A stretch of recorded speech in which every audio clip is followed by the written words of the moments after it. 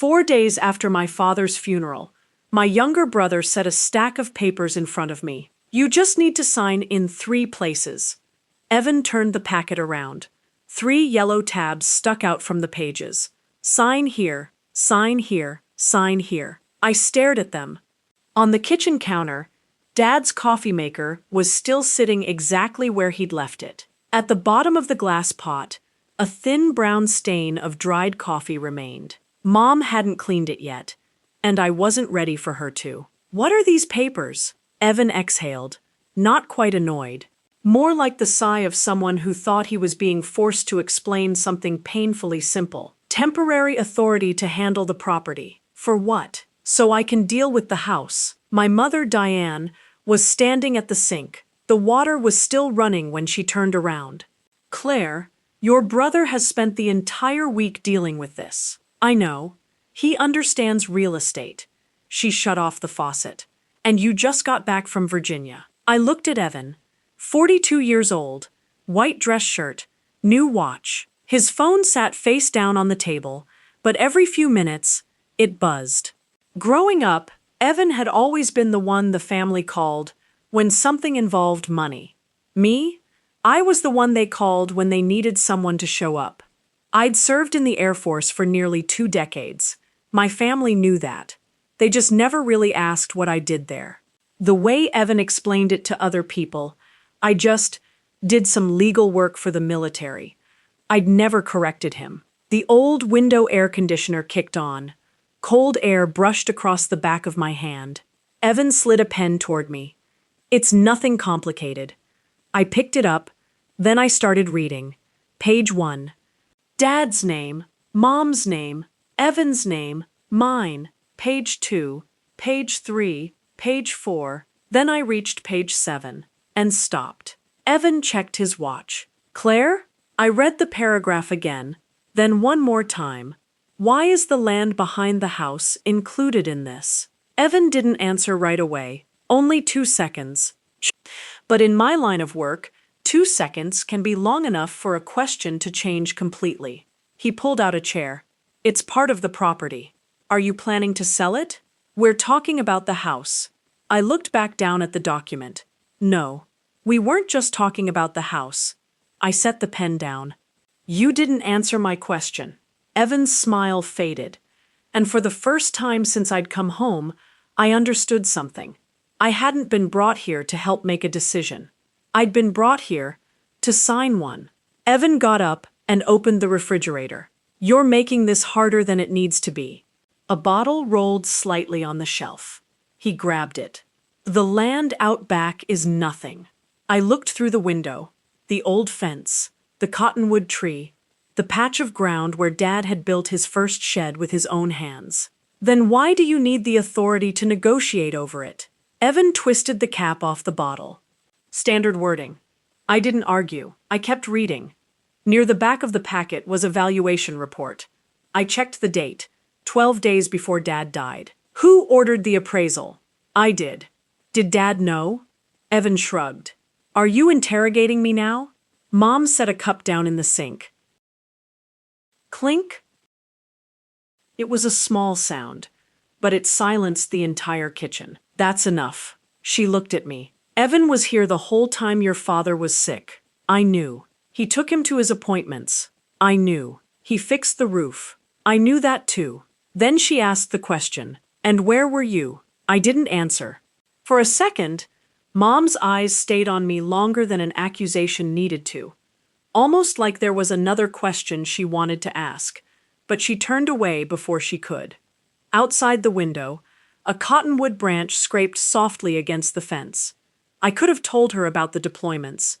The 2 in the morning calls, the times I flew back to Colorado for barely 2 days, then left again. But I didn't. Evan looked down at the papers. Mom didn't mean, yes. I cut him off. She did. I stood up. The garage still smelled like old pine, motor oil, and dust. No one had touched Dad's workbench.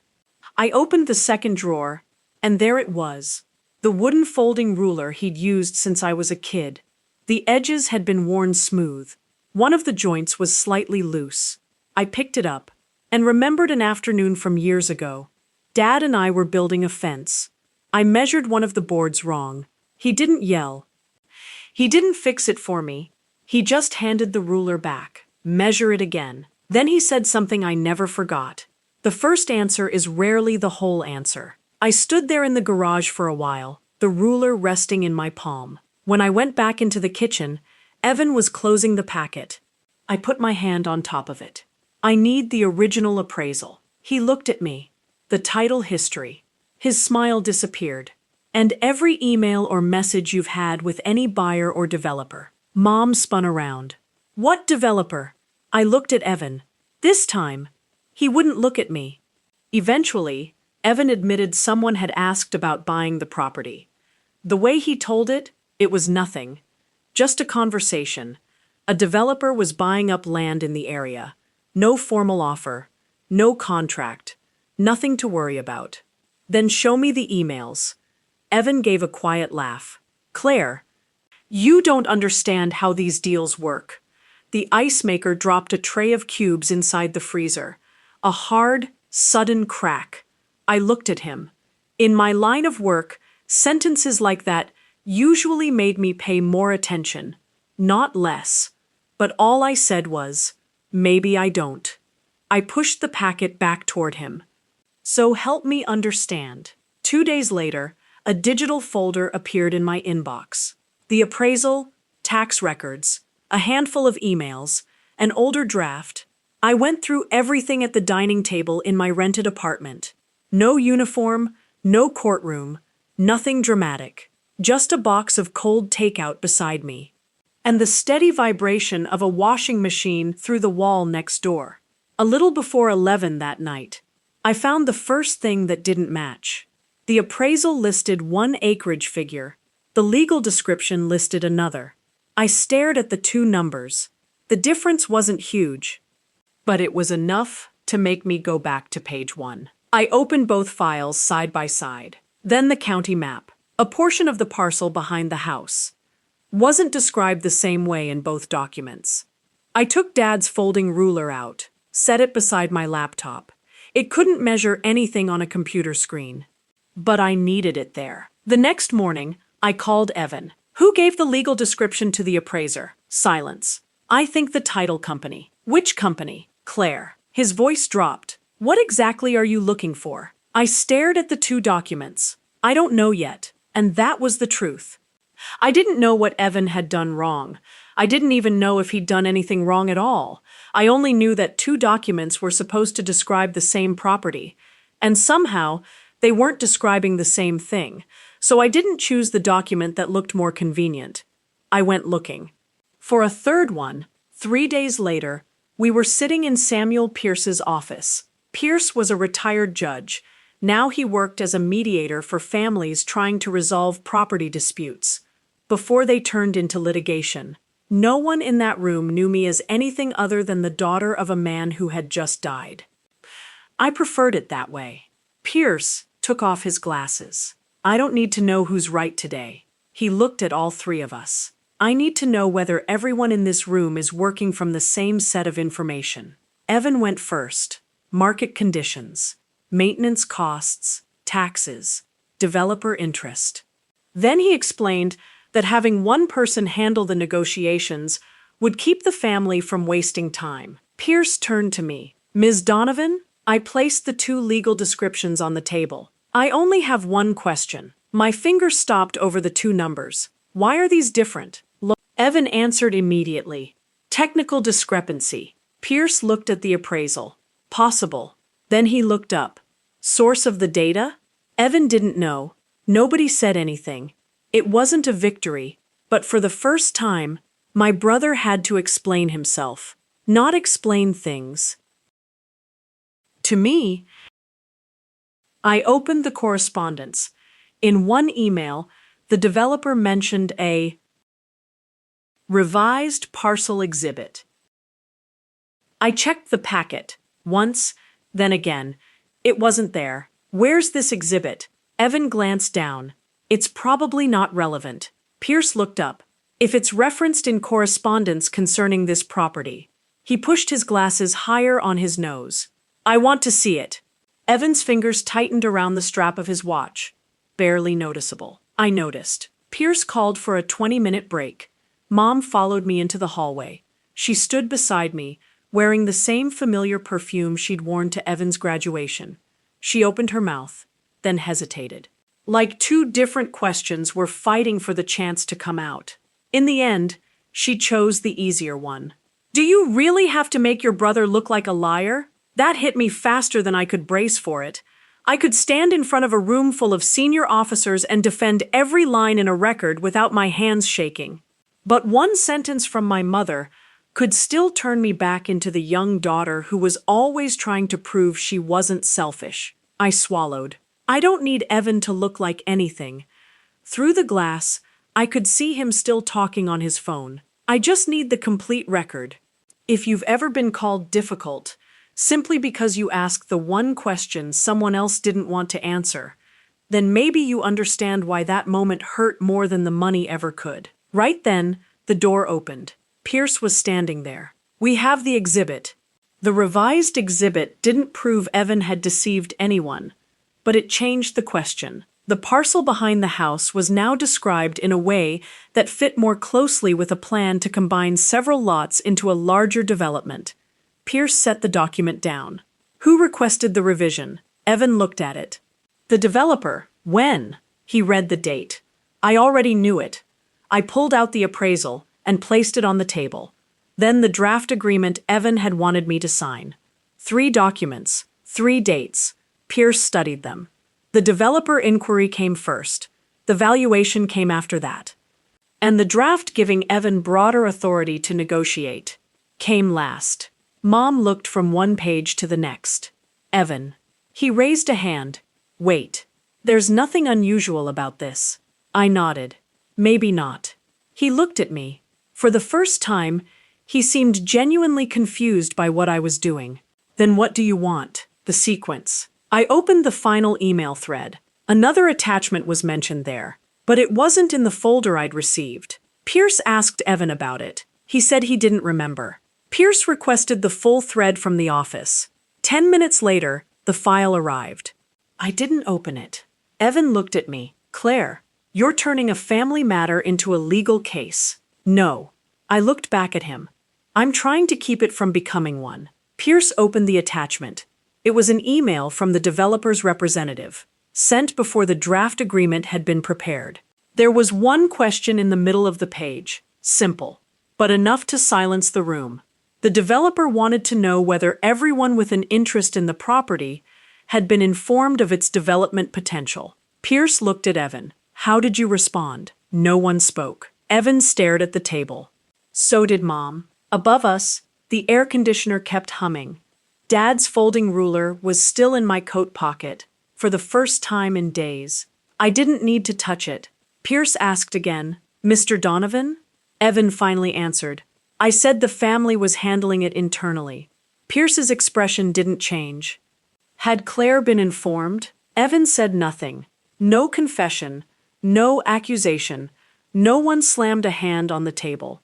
Just a chronology. And one question he couldn't answer. Evan had known there was important information before he put papers in front of me and asked me to sign. Evan shot to his feet.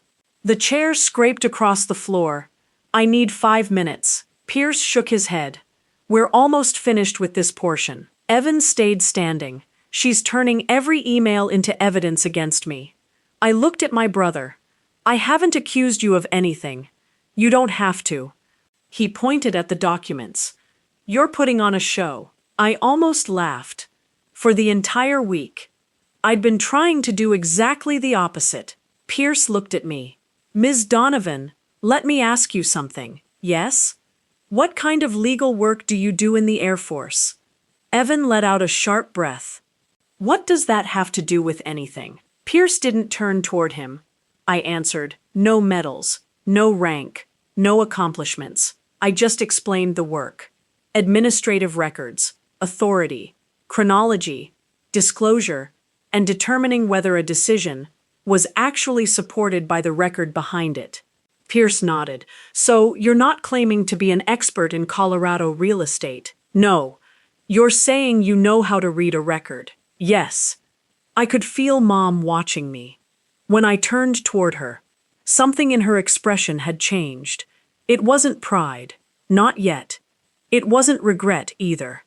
It was more like she'd just realized that moment of hesitation in the hallway should have become a question, not a defense of Evan. There had been a door inside her own family, and for years she had never thought to open it. Evan sat back down. "Why didn't you ever tell us?" I looked at him. The answer came immediately.